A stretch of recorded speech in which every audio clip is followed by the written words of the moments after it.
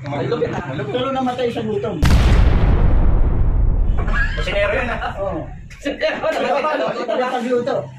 Pero namatay.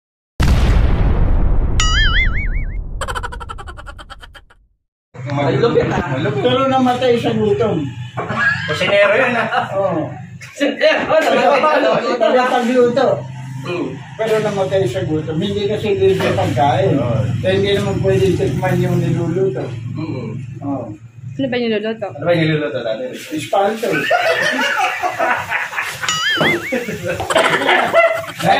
Bagong espalto. Kaya pala may bagong espalto dito eh. Ayun.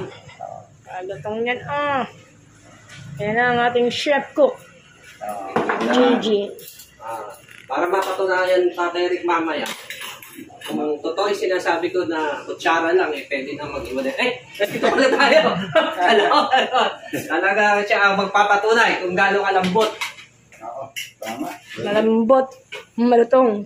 Malutong. Mga jokers, parang pati sausawan na special.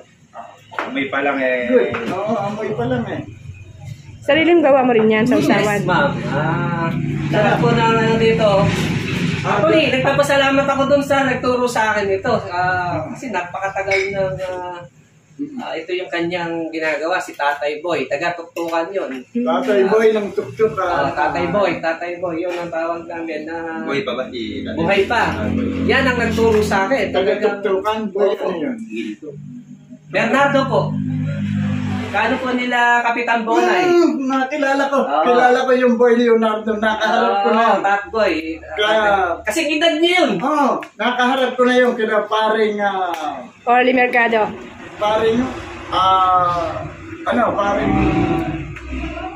Mercado. Bonay. Tatay niya na. Bonay.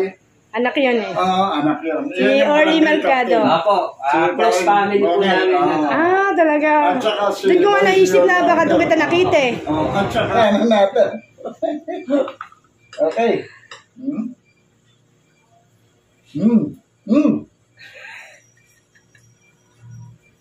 Sino Mara. Hindi na lang ako magsalita. Hindi makapagsalita. Hindi na init. Malaki masyado sinubo ko.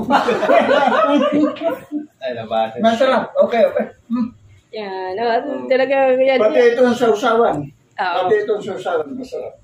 Kasi marami sa mga ibang food vlogger na sinasabi nila, lumaki na sila sa kakatikim ng mga Pinoy food vlog. Tapos pag nung tinikman nila, hindi talaga masarap. So kay Tatay Rick, live na live. Totohanan. Hindi yung ine-edit lang. Or for content lang yung... Oo, for content lang. Diyan live. Gusto ko patunayan kay Tatay Rick kung gaano kalambot. Yun nga, Ayan na Oo. Ha? Mga kadyokers, pagmasdan nyo. Tunog na tunog ka na. Diba? Tunog na tunog. Isang ganun lang. Yes, legit mga ka-jokers, legit. Diba? Oo, ayan o. Ayan, tingnan mo kung gaano kalambot.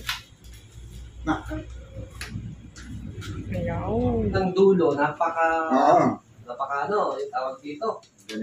Matigas. So, ikaw, kahit kamay lang yan. Ay, meron pala ako dito, Tatay Rick.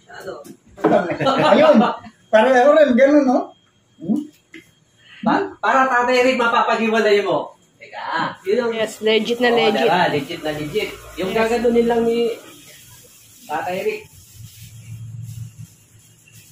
Okay. Yan. Pakawal ni Tatay Rick, hindi na naisipan mag-love. Rekta na. Laban na kaagad. Parang hindi boksingero, ano? Teka lang. Abay, tulungan mo akong tumesting.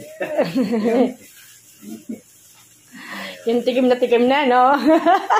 Tulungan mo ako tumesting at pakikita. Hindi, ano mo muna tayo. Bulat natin mo muna. Gaganunin mo muna. Paghiwalayin mo muna. Paghiwalay mo lang, sige. Ito, pwede, meron kasing matatakaw dito sa, yung bang Knuckle. sinisimot-simot muna yung doon sa dulo. Yeah. Ayan, mga ka-jokers, wala kayong, teka muna, yun, lumagutok eh. So, Nahiwalay na. Nasusubo ka agad eh.